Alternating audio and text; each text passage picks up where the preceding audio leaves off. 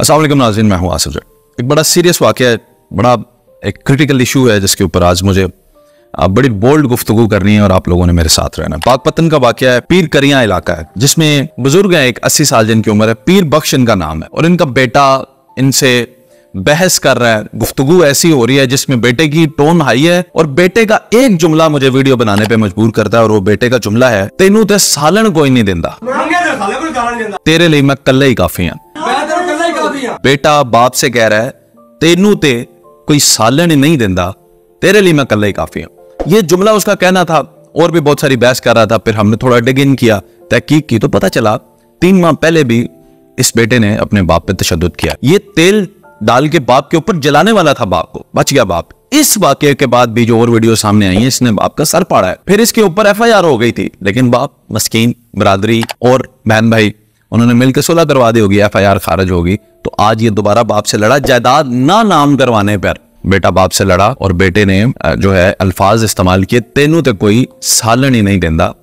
अब इसके अंदर बड़ी तफसील से मुझे कुछ चीजें जो हैं आप लोगों के साथ डिस्कस करनी है। एक तो यह कि इसके ऊपर DPO साहब ने भी नोटिस लिया और कहा कि इंसाफ होगा, वो जरूर बेटे को पकड़ेंगे, लेकिन DPO साहब आप इंसाफ नहीं कर सकते क्योंकि जायदाद के जो तकाजे होते हैं इनमें DPO ने तो इंसाफ नहीं करना होता ना, इसमें इंसाफ करना होता है खुद बाप ने। तो आप इंसाफ नहीं कर सकते। आप ये कर सकते हैं कि जो इसने जुमले कहे हैं या जो बाप पे तशद्दुद किया उसकी सजा आप जरूर दें इस बच्चे को। लेकिन असल बात मुझे आप लोगों से कहनी है, जो चीज हम देख रहे होते हैं बाज़ औक़ात सोशल मीडिया पे जो चीज नजर आती है उससे हट के भी कोई हकीकत मौजूद होती है।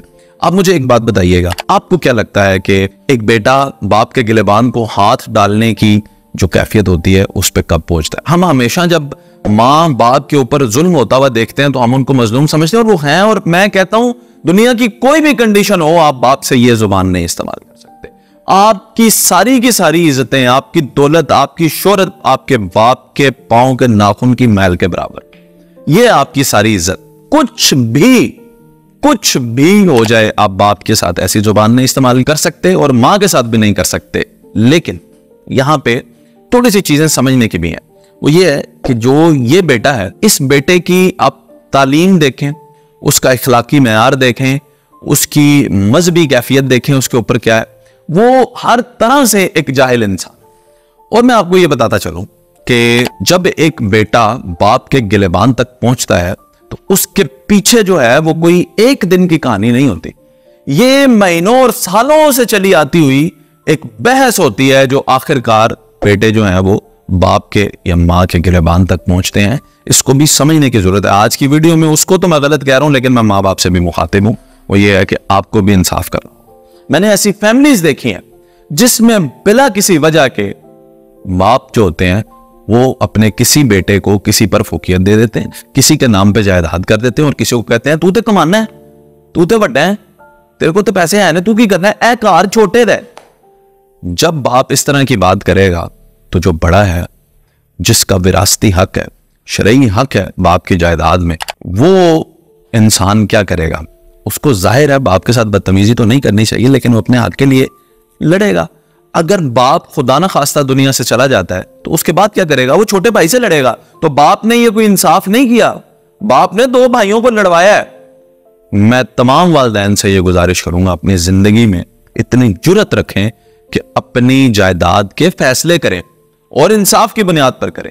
बेटियों को आप लोग भूल जाते हैं और तिया ने इन्होंने की करना है, तिया उनको, और फिर भाई भी उनको अपने साथ मिला लेते हैं। बहनें जो हैं, मैं इनसे भी, माएँ जो हैं, उनसे मैं ये पूछूंगा कि आपने कभी अपने ननियाल से, अपने मेके से हिस्सा नहीं लिया, लेकिन अपने शोहर के हिस्से से आपको सब कुछ चाहिए। कभी भी नहीं अपने ये मेके से हिस्सा लेती, कहती है नहीं साढ़े भाइयां असी की करना है। और ददयाल से हिस्सा जो है बच्चों को कहती हैं कि आप लें। ये सारी वो परवरिश है, वो सोच है जो इंतशार की तरफ फैलती है। बाप को चाहिए कि वक्त के ऊपर, अपनी पीक जवानी के ऊपर फैसले करे और जायदादों का बंटवारा करे, तकसीम करे इस तरह से जिस तरह से अल्लाह के कानून के मुताबिक इंसाफ करे, और उसके बाद कभी कोई मसला नहीं होगा। भाई आपने वाकयातन इस जायदाद का कुछ भी नहीं करना। हाँ, बच्चों को कभी भी यह हक हासिल नहीं। और फिर मैं आपको यह भी बता दूं, जो माँ बाप इतने बोल्ड होते हैं इन फैसलों में, उनके बच्चे उनके गिलेबान तक भी नहीं पहुंचते। तो सारी की सारी गलती जो है उस बेटे के ऊपर डाल देना भी नाइंसाफी है। क्योंकि मैं आपको कह रहा हूं, मैं भी एक बेटा हूं, आप भी बेटे हैं या बेटियां हैं जो देख रहे हैं, आप बताएं, इस हाथ को दुनिया के किसी भी शख्स के गिलेबान तक जाने के लिए कोई वजह चाहिए, या ये पागल का हाथ है कि ऐसे ही उठता है तो जाके किसी का गिलेबान पकड़ लेता है? नहीं, इसको कोई वजह चाहिए, और वो वजह जो होती है वो या तो इसकी अपनी जहलियत है या इसके साथ होने वाला सलूक है। तो वालिदैन जो हैं इस माशरे के अंदर बहुत सारी गलतियां करते हैं। कमाने वाले बच्चे जो होते हैं बाज़ का तो उनको प्रायोरिटी दे देते हैं, और बाज़ का कमाने वाले बच्चों को कहते हैं कि नहीं तुम तो कर लेते हो, ये क्या करेगा, ये तो विल है। तो वेले का कसूर है ना कि वो वेला है, कमाने वाले का कसूर ये है कि वो रोटी भी खिलाता है आपको और आपकी जायदाद से भी फारग हो। तो ये गलत बात है।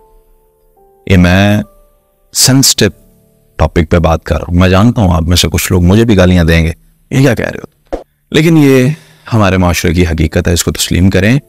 और मैं वालिदैन से दरख्वास्त कर रहा हूं कि अपनी ज़िंदगी में फैसले करें। मैं ऐसी माओं को, ऐसे बाप जो हैं उनको जानता हूं जो कहते हैं मैं मर गया तो फिर ही मैं तुहाडे ना करांगा, मैं जिंदियां जी ना नहीं करनी, ए मेरा मकान है, ए मेरी ज़मीन है, मैं तुहानू बाहर कट देंगा।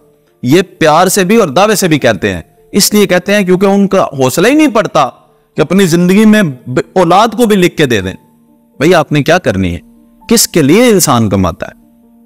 मैं तो यही कहूंगा, वालिदैन से गुजारिश करूंगा कि वक्त के ऊपर अपनी औलाद को बिल्कुल तकसीम कर दें जो जायदाद आपकी है अल्लाह के कानून के मुताबिक, और फिर औलाद आपकी भी इज्जत करेगी। और अगर नहीं भी करते तो कम से कम ये जमीन के टुकड़े के लिए आपके गिलेबान को नहीं पड़े।